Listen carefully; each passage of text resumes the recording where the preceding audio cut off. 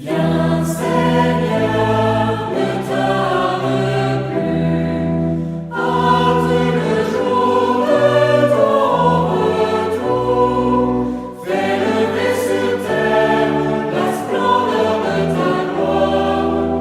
Fais lever sur terre la splendeur de ta gloire.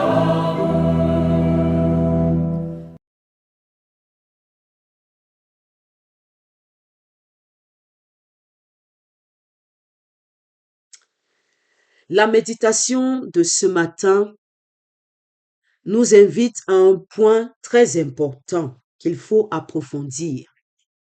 La parole de Dieu, la mise en pratique de la parole de Dieu.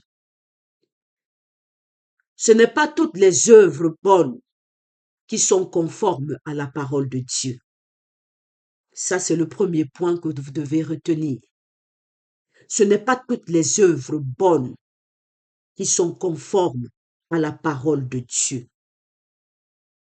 Le socle de la parole de Dieu, la base, la racine, la source, c'est l'amour.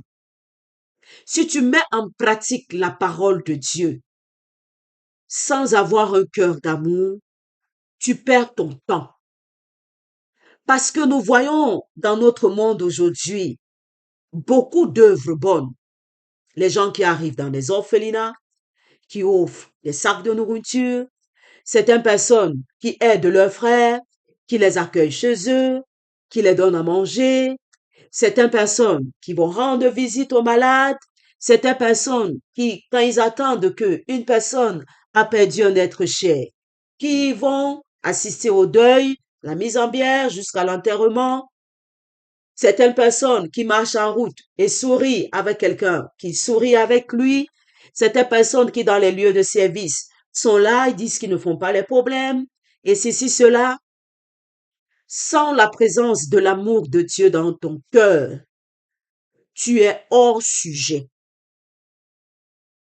Tu es hors sujet.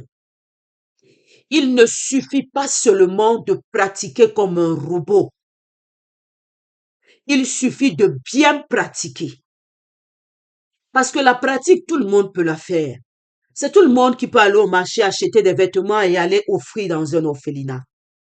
C'est tout le monde qui peut sourire avec une personne.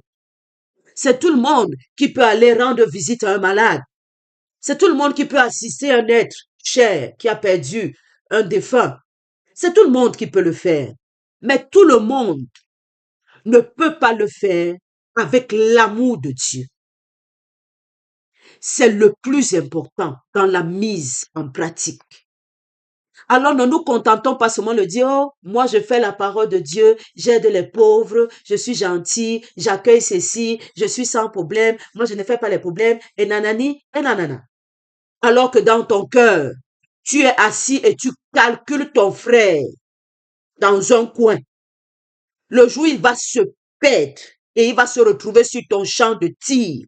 Tu vas le tirer à bout portant, sans retenue. Tu vas commencer à dire, oh, moi, quand tu étais malade, je suis venu te rendre visite. Maintenant, quand c'est mon tour, tu ne viens pas. Tu viens faire quoi chez moi? Quand tu avais le deuil, j'ai cotisé, j'ai acheté le tissu, je t'ai accompagné jusqu'au village. Quand c'est mon tour, tu ne veux pas venir. Papa. Tu vas commencer à étaler tout ce que tu as fait de bon dans sa vie. Oh, je t'ai accueilli chez moi. Maintenant, tu me vois en route. Tu ne me salues pas. Je t'ai donné les habits. Je t'ai nourri. Je t'ai blanchi. Maintenant, tu me manques de respect. Tu vas étaler tout ce que tu as fait de beau dans sa vie. Si tu as ce sentiment-là, sache que tout ce que tu as fait, tu l'as fait avec ton amour propre et non avec l'amour de Dieu. Parce que l'amour de Dieu n'attend pas le merci de l'homme.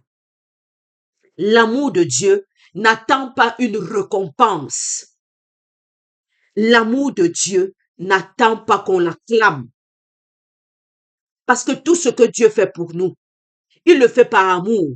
Il n'attend pas que vous l'applaudissez. Il le fait parce qu'il nous aime.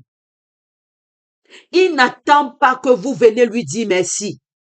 Que vous lui dites merci, que vous ne lui dites pas merci, il fait son rôle d'être un Dieu d'amour et de vous aimer. tel que vous êtes.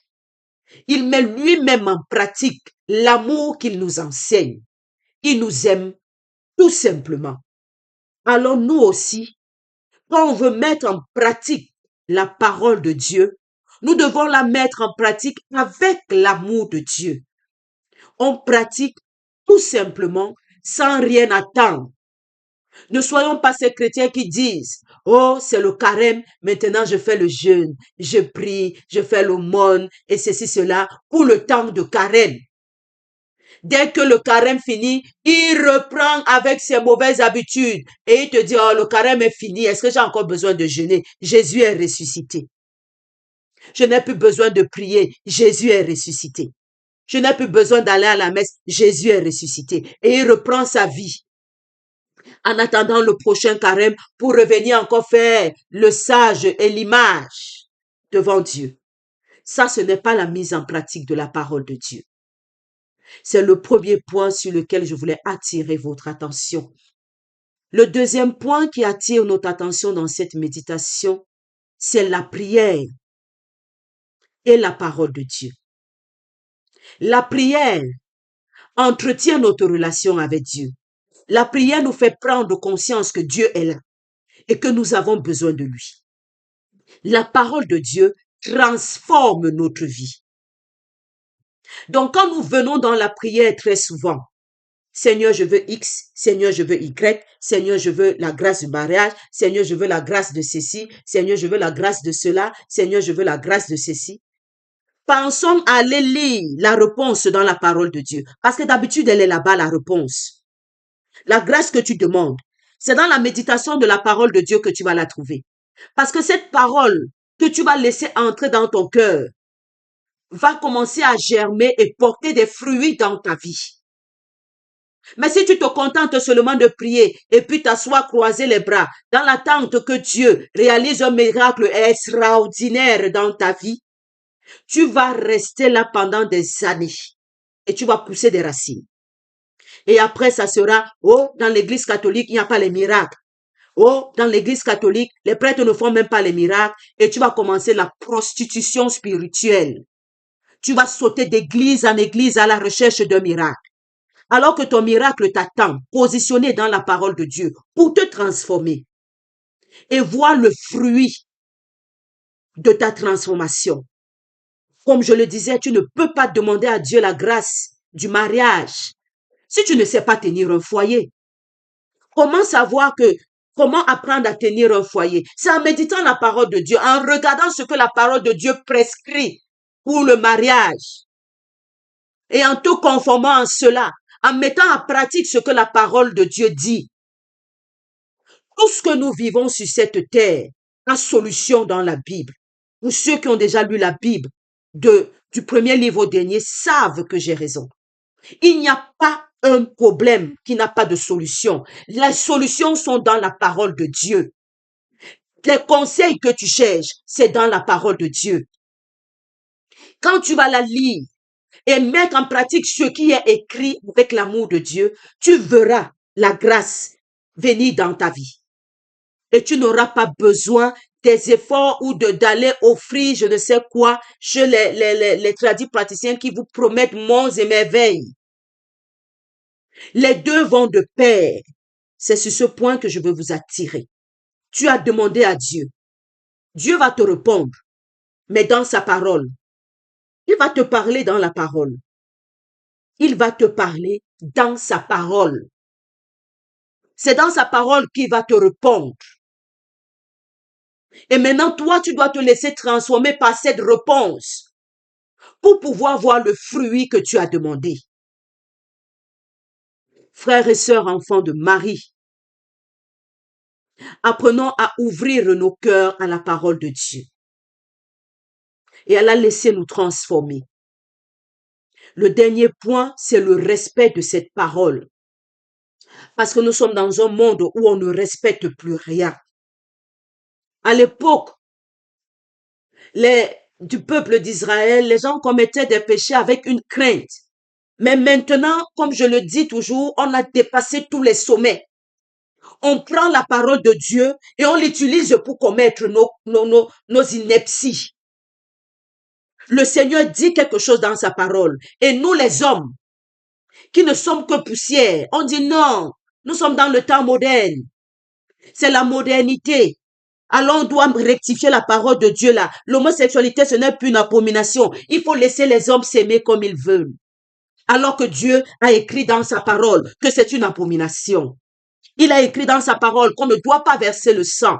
Il a écrit dans sa parole qu'on ne doit pas ôter la vie à un être. C'est un péché. Mais nous, parce que nous sommes des experts, on prétend connaître plus que Dieu. Nous sommes des savants. Non, nous sommes au 21e siècle. Il faut laisser les gens s'aimer.